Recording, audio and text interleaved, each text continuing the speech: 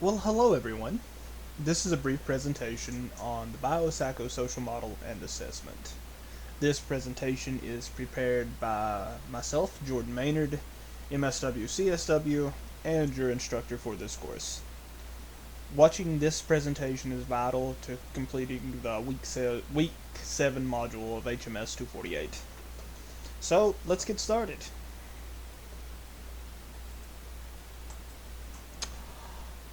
Biopsychosocial model history. A little background information on the biopsychosocial model will help us to better understand its need and function. The biopsychosocial model was first proposed in 1977 by a doctor named George Engel. This model was introduced as a challenge to the current standard model of the time, which was the biomedical model. When Dr. Engel first proposed this biopsychosocial model, at the time, people were only using the biomedical model. It was standard practice and considered best practice. So this was a challenge to that model. Dr. Engel felt the biomedical model, which you can see here, was simply too narrow in scope to fully explain health and illness. You see, the biomedical model was narrow because it only focused on the biological and the medical factors when analyzing a patient's illness and their presenting problems. As you can see in the graph, it's only two-sided. We have the biological factors and the medical factors, and that's it. According to this model, these are the only influential factors that matter when discussing patient illness. And as we've said, Dr. Engel felt that was inadequate. The biomedical model, that two-sided model, viewed the body as a machine. Like a machine, the body would eventually break down, and when the body was broken down, a consequence of that breakdown was disease. So the body broke down, and then you had disease. It was therefore the doctor's job to be a mechanic or an engineer and attempt to repair that machine.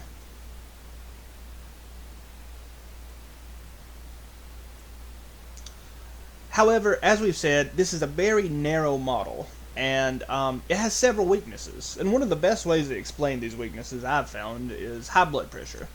Now, I'm sure the last time I looked at the statistics, over 50% of Americans suffered from hypertension or high blood pressure. So I'm sure many of us are familiar with high blood pressure. And we know that high blood pressure can be caused by biological factors, including genetics, predisposition from our family, which is also genetics, and our weight. However, several studies show that stress can lead, although stress is not directly linked as a causation of hypertension, studies have shown that stress can lead to the body producing hormones that constrict blood flow and raise blood pressure for a short amount of time. Studies have also showed that recurrent blood pressure elevations due to stress can lead to the development of hypertension. And this is where the biomedical model falls short. The biomedical model could simply say stress is causing high blood pressure. However, the biomedical model would not investigate where the stress is coming from. So, ask yourself this: what can cause stress? And I'm sure there's many other things that I've listed here, but just a few of them that I've listed are relationships, whether this be with our family members, with our friends, with our significant others. All relationships have the possibility of causing stress. Work, and that's a social factor. Work. I'm sure many of us can all attest that work can indeed cause stress. Trying to meet our project deadlines, trying to make it to work on time, trying to balance our family around work. These are social and environmental factors that can cause stress. School, as many of you I'm sure can attest to right now, can be stressful.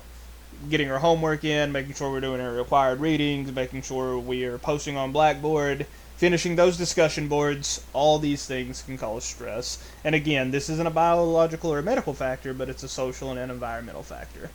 Finally, mental health can cause stress.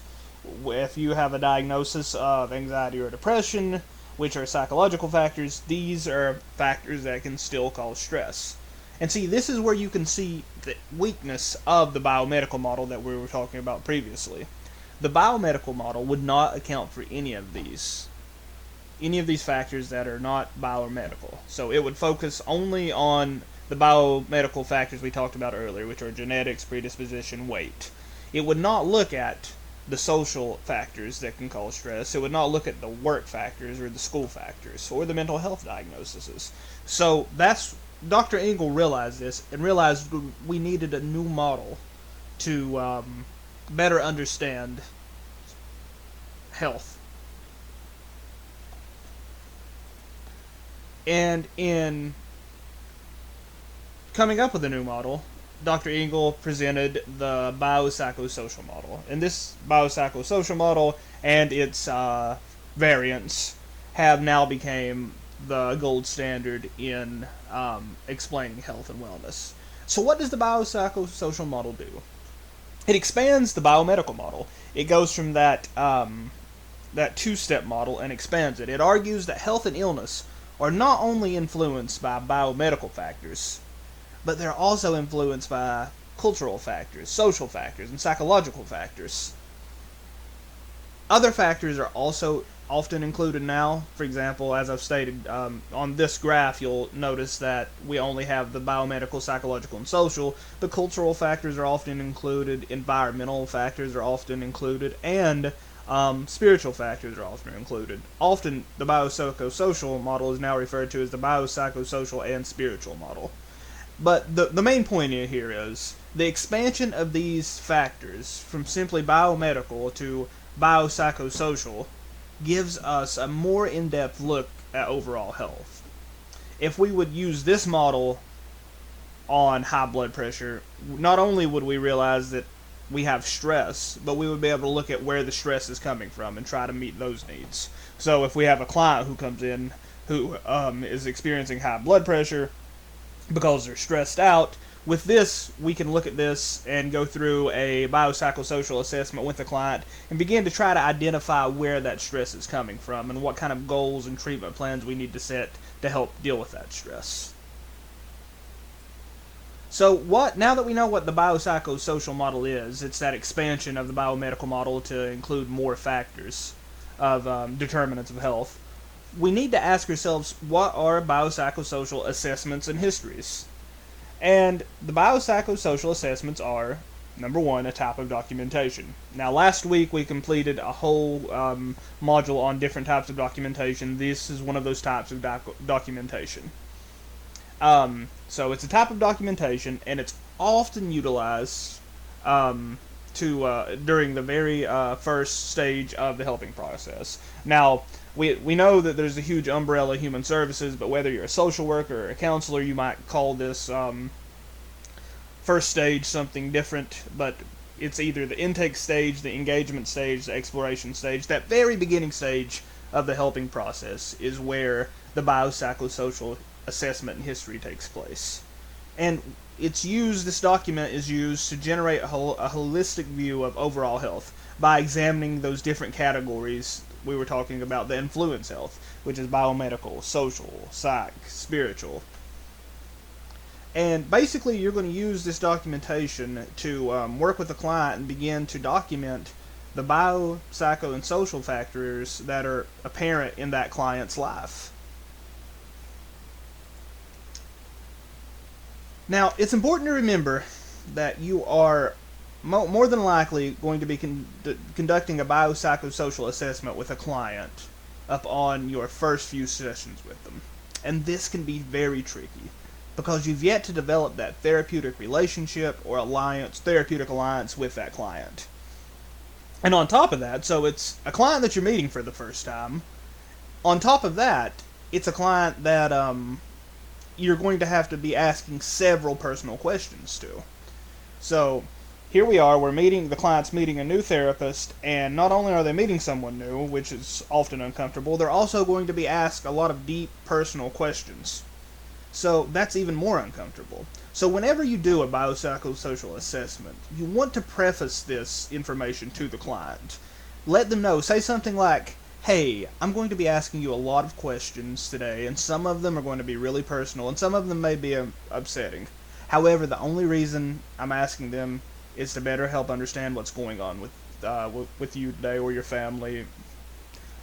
You would change that based upon who the client was, but you want to let them know ahead of time. Hey, I'm going to be asking you a whole lot of questions. It's going to be slightly uncomfortable, but we're going to get through this together, and I'm only asking these questions so I can better help you. And, by taking that step and letting the client know what to expect. So, in this instance, we're telling the client, hey, this is going to be a little uncomfortable. By letting the client know that, you begin the very first stages of letting that client know, hey, I can trust this person. This person told me what to expect. Yes, I'm uncomfortable, but they gave me a heads up that I was going to be uncomfortable. And by doing that, you begin to build those first stages of client rapport. And in building rapport, we begin building the first stages of the therapeutic alliance, letting this client know we're here to work with them. Biopsychosocial forms. So the biopsychosocial assessments, if you watched the previous week session on documentation, you remember that there are several different types of formats for all documentation. Like, for instance, progress notes, we talked about SOAP notes, burp notes, and DAP notes. Well, in biopsychosocial assessments and histories, there are also several different formats. For example, it can be in an electronic health record. That's what I'm most familiar with filling them out. It was on a patient's chart or a client's chart. I would ask them the questions and I would type in the information in the computer. However, there are some agencies who use questionnaires, and the client, you just simply go through it with the client, let the client fill it out, and you're there to answer any questions they have about the questions. However, I most often have seen them done through an EHR, electronic health record in clinical work. And basically, it's going to be a very large document that's going to contain demographic information up top, which is the client's name, age, date of birth, gender, preferred pronouns. And then after that, there will be different sections of questions for each of these categories we've been talking about. There'll be biological health questions. There'll be psychological health questions. There'll be social questions. And there'll be questions for each of the categories of the biopsychosocial model. Here's some example biological questions, or example questions that would fit the biological category, biomedical category. You would ask questions such as, do you have any current medical problems? Have you had any previous surgeries or procedures? When did these take place? Have you ever been hospitalized?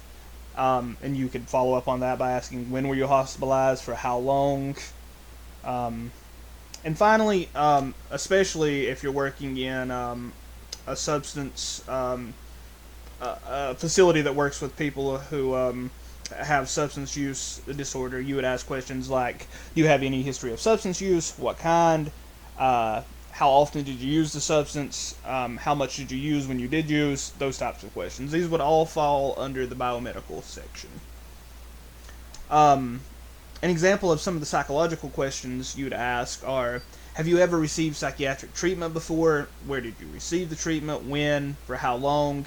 And honestly, we could expand that open more. You could just ask them if have you ever been to counseling before? Have you ever received therapy? Where, when, how long? Are you currently taking any psychiatric medications? And these could include antidepressants, mood stabilizers. Basically, with these questions, we just want to find out if they have a history of psychiatric health treatment and where that treatment has been. Also, and these are some of those questions, like I said, you want to preface. You want to ask, do you have any history with trauma? Do you have any history with abuse? And remember to explain to the client that, hey, I know this is uncomfortable, but these questions we're asking just so we better understand you and what's going on. Finally, you also, some examples of social questions are, can you describe your upbringing for me? Or, you can make that sound a little gentler, and you could say, hey, where did you grow up? What was your family like? Tell me about your culture. Then we also, where this is social, we want to ask about relationships. Tell me about some of your friends. Do you have a lot of friends or a few friends? Who's your best friend? Do you have a small family, a large family? Are you currently in a relationship? You want to ask these questions, again, with prefacing that some of them, may be uncomfortable, just so we can understand what the support system looks like. We want to ask, do you work? Where do you work? How long have you worked there? Are you in school? What degree are you pursuing? How long have you been in school? And we also want to ask questions about, legal history. Have you ever been arrested? Are you currently engaged in any legal proceedings? That type of thing. And again, this is in no way near a full psychosocial history. This is just a small, brief example of some of the questions you would ask and some of the information you would want to take. The key points are the biopsychosocial model, as opposed to the biomedical model, is used to examine many different factors that are influential to overall health. The biopsychosocial assessment is normally performed during the intake and in the engagement phase of the helping process. So just keep in mind that you will be doing these probably upon the first time you're meeting a client. Maybe the second session, very doubtedly the third section, but you will be doing these very early in the helping process. And you will have to ask your client several personal questions. Remember, I can't emphasize that enough. Preface that to the client. Let them know that you're not interrogating them. You just have to ask a lot of questions so you can better understand them to better help them. Finally, you'll better help them help themselves. Finally, keep in mind that the data gathered from the biopsychosocial assessment, this is what you're going to be using for treatment planning and for intervention planning. So keep in mind you're going to be using this data. So fill out as much as you can. Be focused. Thank you.